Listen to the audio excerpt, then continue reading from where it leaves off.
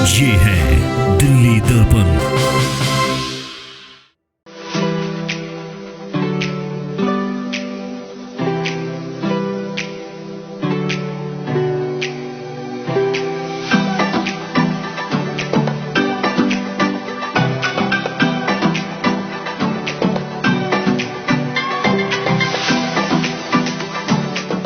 देश की राजधानी दिल्ली में भाजपा की तरफ से कार्यकारिणी बैठकों का दौर अब शुरू हो चुका है। हमने देखा कि राज्य कार्यकारिणी की बैठक भी हुई जिसमें राजनाथ सिंह जी भी मौजूद थे। उसके बाद सभी जिलों में भी इस तरीके की बैठकों का दौर शुरू हो चुका है। आज हम भारी जिले में हैं। भारी जिला अध्यक्ष बजरंग शुक्ला जी हमारे साथ में बातचीत करते हैं बजरंग जी से। सबसे पहले तो कार्यकारिणी बैठक ये किस तरीके की है और क्या क्या उद्देश्य रखते हैं आप इसमें? पुनीत जी, जो हमारी कार्यकारिणी की बैठक है, पहले दिल्ली प्रदेश भाजपा की कार्यकारिणी की बैठक माजरा डवास में हुई, 2 दिवसीय हुई, पहले प्रदेश कार्यालय में और उसके वहाँ हुई। उसके बाद जिला कार्यकारिणी बैठक, पहली कल की बैठक हमारी जिला कार्यालय में 3 घंटे की हुई और आज की बैठक मैडन क्राउन बैंक्वेट हॉल में हो रही है, जिसमें लगभग 250 हमारे जो है पदाधिकारी और कार्यकारिणी के सदस्य भाग ले रहे हैं।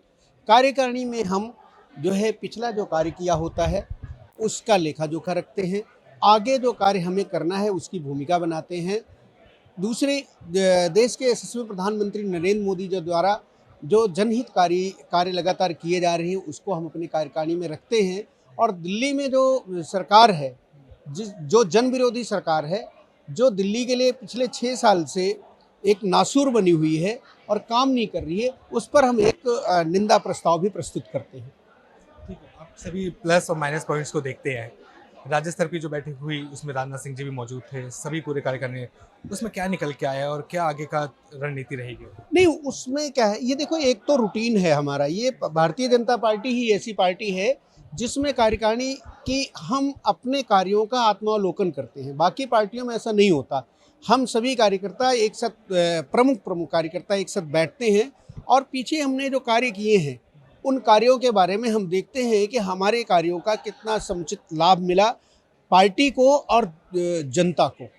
उसके बाद आगे हमने क्या रणनीति बनानी है, तो एक हम कार्य योजना बनाकर काम करते हैं।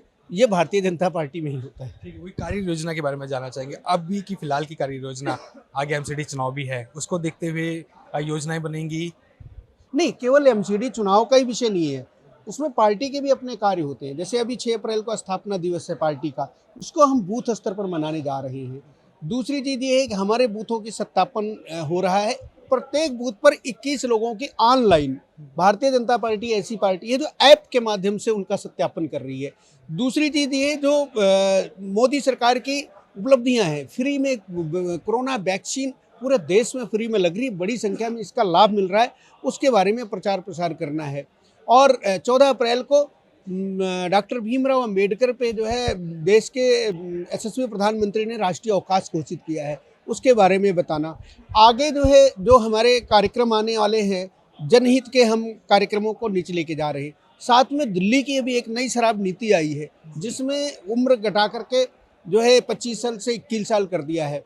600 कुछ ठेकों से ले जाके 850 ठेके खोलने की बात हुई। हर वार्ड में 3 ठेके खोलने की बात हुई है। डिस्ट्रीब्यूटर कई सारे हटा करके एक डिस्ट्रीब्यूटर जो केजरीवाल का करीबी है उसको दिया गया है। इस जो नई शराब नीति आई है वो युवाओं और महिलाओं के लिए बहुत घातक है। उसका विरोध हम जो है बूथ स्तर पर करेंगे। सरकार ये कह रही है, दिल्ली सरकार की रेवेन्यू बढ़ाने का एक तरीका है, और रेवेन्यू अगर कोई सरकार बढ़ाने की कोशिश करती है तो गलत क्या है, उसमें क्यों रोक रहे हैं आप? पुनीत जी, रेवेन्यू तो हम कई तरीकों से बढ़ा सकते हैं। एक नौकरी पेशे वाला आदमी 10,000 कमाता है, लेकिन एक गलत काम करने वाला 1 लाख कमाता है। क्या हम वो रास्ता पकड़ेंगे? रेवेन्यू, सरकार को अपने रेवेन्यू बढ़ाने के साथ ये भी देखना चाहिए कि उसके रेवेन्यू बढ़ाने के साथ साथ जनता का कितना हित हो रहा है। अगर जनता का हित हो रहा है तो मुझे लगता है कि इस रेवेन्यू को सरकार को नहीं लेना चाहिए।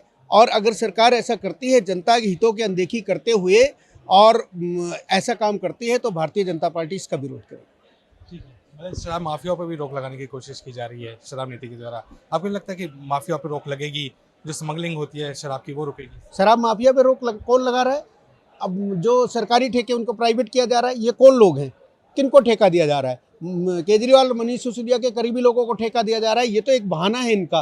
नई शराब नीति ला करके सरकार को सरकार के जो है ठेकेदार हैं, जो इनके रिश्तेदार हैं, उनको लाभ पहुंचाने की योजना है। बस कार्यकारिणी बैठक की बात करते हैं, कितने सदस्य आज पहुंचेंगे यहाँ पर? आज जो है 239 सदस्य जो है कार्यकारिणी सदस्य में है और जो है 15 लोग व्यवस्था में लगे हुए हैं। सबको जिम्मेदारी दी जाएगी आने वाले समय में क्या क्या कार्य होने हाँ, हम बैठ के कार्य योजना बनाएंगे, इसीलिए हमारे जो है कार्यकारिणी परिसर में मीडिया का रोक होता है। हम अपनी कार्य योजना बनाते हैं और आगे उसको कल से फलीभूत करना शुरू करते हैं। आपको भी जब से जिलाध्यक्ष बने नया रंग देखने को मिला है जिला भारी जिला में, मुख्य काम जो आपके रहे हैं जिलाध्यक्ष बनने के बाद जो लोगों को बताना चाहिए? मेरे जिलाध्यक्ष बनने के बाद कोरोना काल में हमने जो है लोगों को राशन बांटा, लोगों के लिए काम किया, लोगों को दवाइयाँ बांटी, काढ़ा बांटा। किसानों का जो गलत तरीके से लोग विपक्षी पार्टियों ने दुष्प्रचार किया, हमारे एरिया में भी 29 गांव हैं, उनमें जाकर हमने प्रचार किया। उसके बाद जो है लगातार जनहित के कार्य जो केजरीवाल सरकार के 5 विधायक जिले में आने वाले हैं, वो कोई भी काम नहीं करे, उनके लिए धरना प्रदर्शन आप लगातार देख रहे हैं, आप साक्षी हैं कि हम जनहित के कार्यों को लगातार उठा रहे हैं। बजरंग शुक्ला जी थे हमारे साथ। 2 दिन कार्यकारिणी की बैठक चलेगी जिले की और उसमें कोशिश ये की जाएगी कि जितने भी पदाधिकारी उनको जिम्मेदारी दी जाए और आने वाले समय में जो सेवाएं रहेंगी भारतीय जनता पार्टी की जिले की, वो लोगों के बीच में लाई जाएगी। कैमरामैन सोनू के साथ पुनीत गुप्ता। लेटेस्ट खबरों के लिए सब्सक्राइब करें हमारा YouTube चैनल या फिर लॉग ऑन करें www.delhidarpantv.com। खबरों की कवरेज और विज्ञापनों के लिए संपर्क करें इस नंबर पर।